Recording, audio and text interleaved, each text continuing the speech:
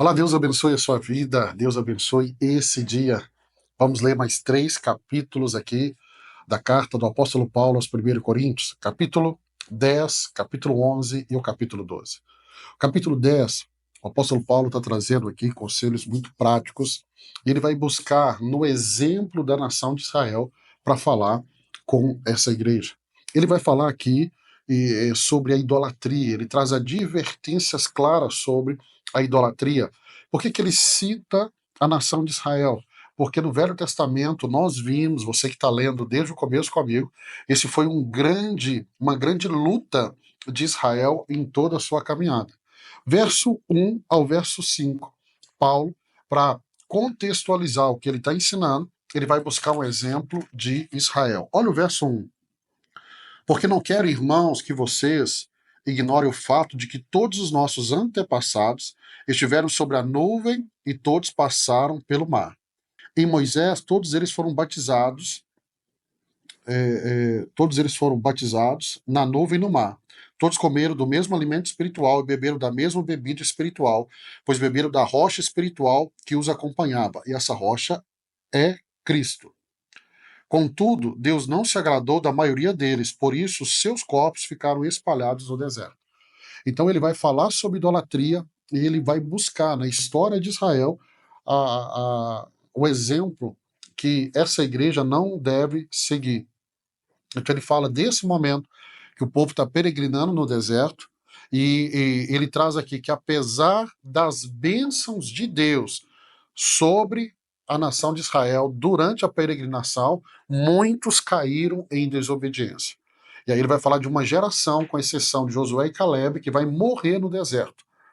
Ele destaca que todos passaram pelo mesmo batismo em Moisés, mas nem todos agradaram a Deus. Então ele fala da nuvem, ele fala do batismo. A travessia do Mar Vermelho é um simbolismo do batismo. O verso 6 ao 13, Paulo vai trazer advertência para os crentes de Corinto.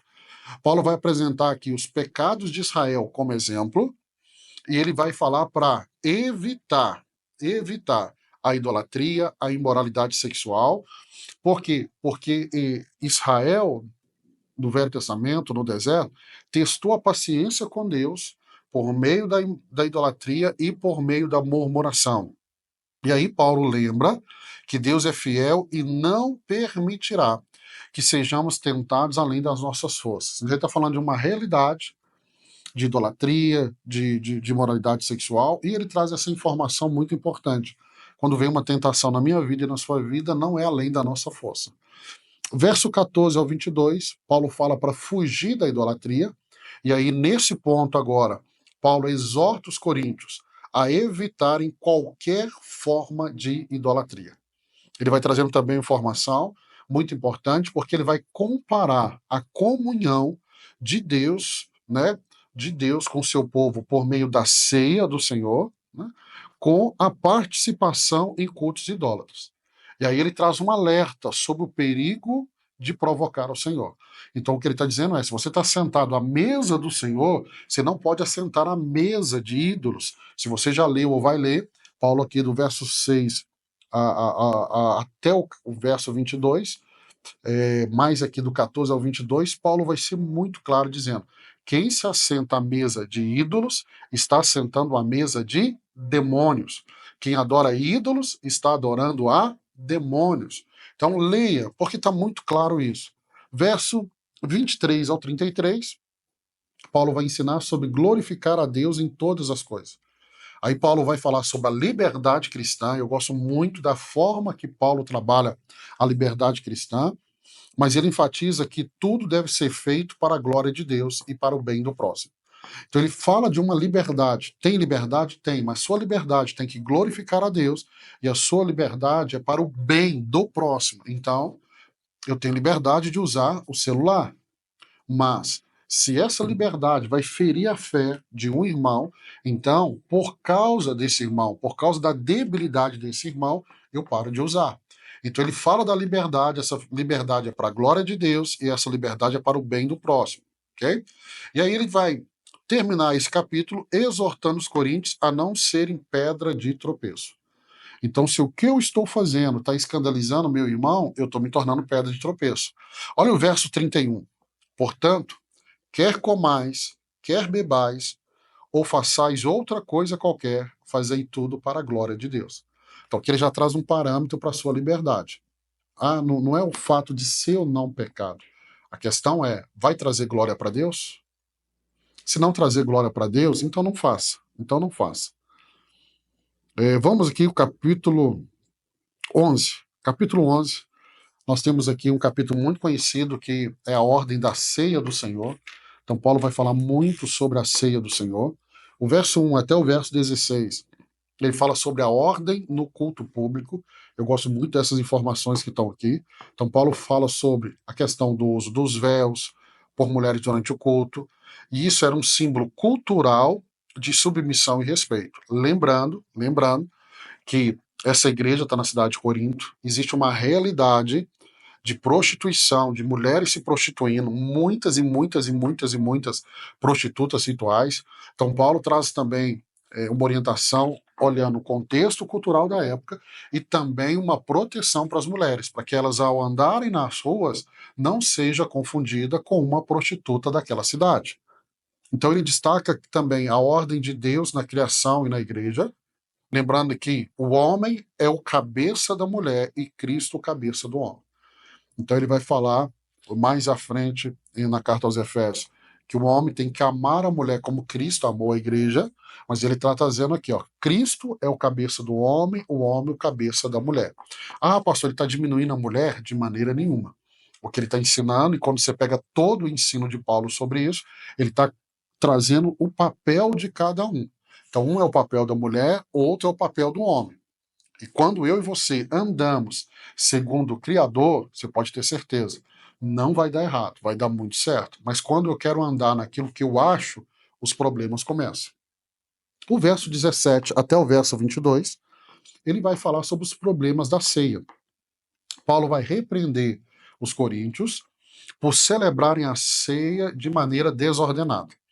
E isso estava gerando divisões e falta de consideração pelos pobres. A ceia ali era igual uma ceia de Natal, era uma mesa, um momento de comer. Os mais ricos chegavam primeiro e comiam tudo. Os mais pobres, quando chegavam, não tinha nada. Então Paulo vai chamar a atenção. E aí, no verso 23 ao 34, Paulo fala sobre o significado da ceia. Paulo traz conselhos práticos sobre a ceia do Senhor. Então Paulo ensina o significado da ceia, relembrando as palavras de Jesus na sua última ceia, e aí ele exorta os crentes a examinar a si mesmo antes de participar, para não comer e beber indignamente. Então a orientação é: o corpo, ele simboliza o corpo de Cristo. O cálice simboliza o sangue de Jesus.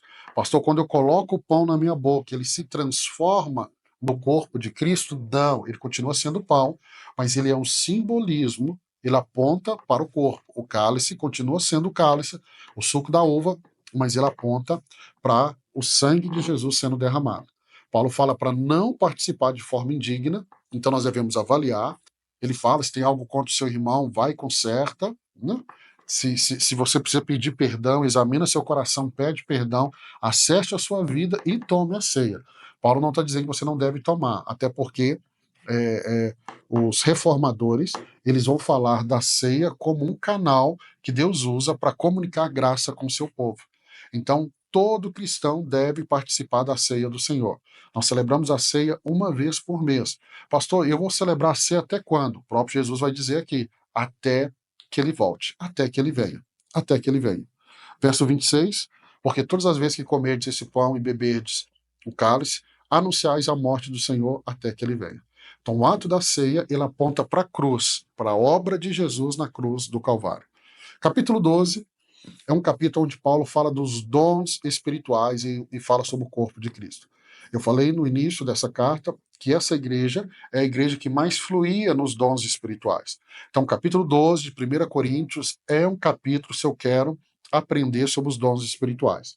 Verso 1 ao verso 11, ele fala sobre a diversidade dos dons espirituais. Aqui nós temos a maior diversidade de dons. Paulo fala que os dons vêm do Espírito Santo, isso tem que ficar claro para você. E ele fala que o Espírito Santo distribui cada um conforme a sua vontade. Então é uma vontade soberana do Espírito Santo. E ele faz isso com um propósito. Quando ele nos dá um dom, é para que através desse dom o corpo de Cristo, que é a igreja, seja edificado. E aí ele vai dar uma lista aqui. Ele fala de dons como sabedoria, dons de fé, milagres, profecia, discernimento de espírito, línguas, interpretação de línguas. E ele traz uma lista aqui. E aí o verso 12 ao 27, ele fala sobre o corpo de Cristo. Paulo vai comparar a igreja como corpo de Cristo. E aí ele pega o corpo humano para ilustrar, né? Falando que cada membro tem uma função específica. Então, se é o dedo do pé, é o dedo da mão, tem uma função específica. Então, ele vai no corpo humano para que eu e você possamos entender que a igreja também funciona como um corpo. Ela precisa funcionar como corpo e cada pessoa na igreja tem o seu lugar para fluir nos dons que o Espírito Santo concedeu a cada uma delas. E aí ele vai falar que todos são igualmente importantes para o funcionamento do corpo. Então ele vai usar de forma muito clara, a mão não pode falar com o pé, não precisa de você. Todos são muito importantes. Ele termina o capítulo 12, e aí termina a nossa leitura hoje, verso 28 ao 31, falando da unidade na diversidade. Paulo enumera os diferentes ministérios da igreja, como apóstolos, profetas, mestres e outros, e ele incentiva os coríntios a buscar os dons que mais edificam, introduzindo o tema do amor como caminho excelente. Então, o final do capítulo 12 já é a preparação para um dos capítulos mais conhecidos, 1 Coríntios, que é o capítulo 13, que nós vamos falar dele amanhã. Então, Deus abençoe sua vida, Deus abençoe esse dia. Amanhã, se Deus permitir, nós vamos terminar o livro de 1 Coríntios. Vamos avançando e você está de parabéns por ter chegado até aqui e permaneça firme para 31 de dezembro completarmos a leitura da Bíblia toda. Deus te abençoe.